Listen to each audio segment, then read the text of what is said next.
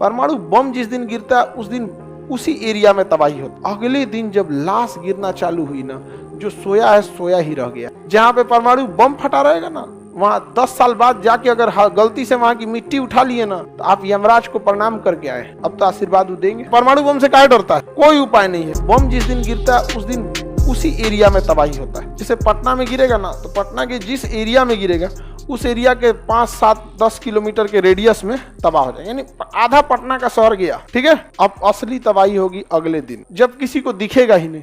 अरे क्या हो गया, क्या हो गया? वो हवा जो होती है ना, वो प्रदूषित हो जाती। जैसे कोरोना किसी को दिखता था, लेकिन 14 दिन का टाइम देता था ना मरने में, मतलब मारने में तो कोरोना 1 महीना लेता था। जिसको कोरोना हुआ तो 14-15 दिन तक तभी इंक्यूबेशन पीरियड में रहेगा, उसको खुद नहीं पता है, फिर अगला 14-15 दिन में उनको मारेगा। परमाणु में ऐसा नहीं होता है। रेडिएशन आप सूंघे, अभी सूंघिए, AM में सूंघिए, PM में मरिए, मतलब 12 बजे से पहले सूंघिए, 12 बजे के बाद मरिए, सुबेरे सूंघिए, रात में मरिए, रात में सूंघिए, सुबेरे मरिए। 24 घंटा के अंदर टपका देता है रेडिएशन। पता ही नहीं, कोई उपाय नहीं है, बटने से कोई उपाय नहीं। परमाणु बम से काहे डरता है सब? कोई उपाय नहीं है। प्रिवेंशन है लेकिन कोई उपाय नहीं है, और जितना उपाय है वो परमानेंटली उपाय नहीं है। पूरी तरह से एंटी रेडिएशन सूट पहनना पड़ेगा। मारा 6 अगस्त को तबाह हो गया हिरोशिमा। जापान को लगा कि ससुरा बहुत खतरनाक बम है ये, अब हम भी बदला लेंगे। लेकिन अगले दिन जब लाश गिरना चालू हुई ना, जो सोया है सोया ही रह गया। परमाणु बम कोई विस्फोटक नहीं बल्कि एक प्रदूषण है। जमीन, हवा, मिट्टी, पानी सब प्रदूषित हो गई वहां पे। जहाँ पे परमाणु बम फटा रहेगा ना, वहां 10 साल बाद जाके अगर गलती से वहां की मिट्टी उठा लिए ना, तो आप यमराज को प्रणाम करके आए, अब तो आशीर्वाद देंगे। अब आशीर्वाद देंगे। इतना खतरनाक उसका रेडिएशन होता है, दिखता नहीं है उसका रेडिएशन। हम लोग को क्या रेडिएशन दिख रहा है? अभी सबके मोबाइल में जियो, एयरटेल, वोडाफोन का टावर का नेटवर्क होगा, दिख रहा है? किसी नहीं दिख रहा है। वैसे ही रेडिएशन हो जाएगा, दिखेगा नहीं। लेकिन जैसे हम लोग सूंघेंगे, लोग फेफड़ा हो जाएगा मच्छरदानी। समझ में आ गया कि नहीं? बहुत खतरनाक होता है रेडिएशन, और यह रेडिएशन का असर एक लंबे समय तक रहता है। यही रीजन है कि नागासाकी हिरोशिमा आज भी लोग दिव्यांग पैदा होता है। समझ में आ गया कि नहीं? आज भी लोग क्या पैदा होते हैं? दिव्यांग। 32 साल में खत्म होता है। नहीं रे बबुआ, 3000 साल में। कितने साल में? रेडिएशन का प्रभाव कब खत्म होगा? 3000 साल में। अभी 100 साल भी नहीं हुआ है जापान पे परमाणु बम पटकाए हुए, वहां असर कितना साल रहेगा? 3000। लेकिन उसपे ऊपर सिल्वर, इसका क्या नाम है,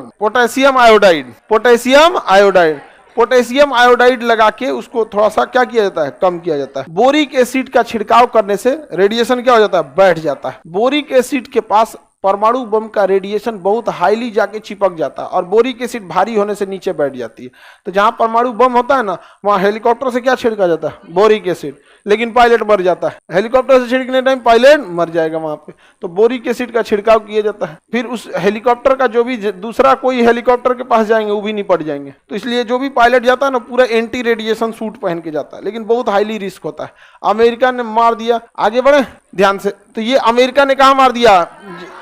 नागासाकी और हिरोशिमा। अब 15 अगस्त को फिर मारने वाला था। 15 अगस्त को क्या मारने वाला था? तीसरा मारने वाला था, क्वेटो पे। कहा कि टोक्यो पे मारेंगे या तो क्वेटो पे मारेंगे, सरेंडर कर दो। इतनी ज्यादा जान गई थी ना जापानियों की, इतनी ज्यादा, लाश बिछाने के लिए नए नए शमशान घाट बनाने पड़े थे, नया। और उसके बाद उसमें लाइन लगती थी। सुबेरे कोई अपने रिश्तेदार का लाश लेके खड़ा होता था ना, तो उसको भी रेडिएशन है, शाम को अपने मर जाता था। मतलब कोरोना का सेकेंड वेव आप देखे थे ना, हाँ, उस समय किसी को अपना बिजनेस, रिश्तेदार, पढ़ाई लिखाई कुछ याद आ रही थी? बहुत उठ पड़ा। सेकेंड वेव में हम अपने स्टूडेंट सबको अपने गाड़ी से भेजे थे, उनकी बॉडी, जिनको पढ़ाए थे लोग, उसमें एक घर से 2 लड़कों का रिजल्ट हुआ था। बड़ी खुश था सब, सर हम लोग का रिजल्ट हो गया। बाद में उनकी डेथ हो गई। हम अपने गाड़ी से भेजे थे। उस समय गाड़ी भी नहीं मिल रही थी यहाँ पे, और ना मिल भी रही थी तो कुछ लोग एक्सेप्ट करना, उसके रिश्तेदार सब नहीं उठा रहे थे। अजीब टाइप का हो गया था यहाँ। मतलब PPT किट दिए लोग कि जाओ भैया ले जाओ, कम से नहीं उठाया तो आदमी जिसको पढ़ाया है उसको आदमी कैसे छोड़ दे? फिर उसको गाड़ी में भेजा, उसके घर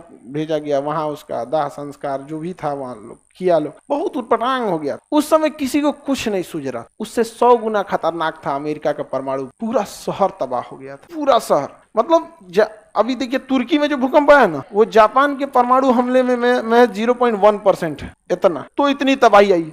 इसका कितना भयानक था जापान।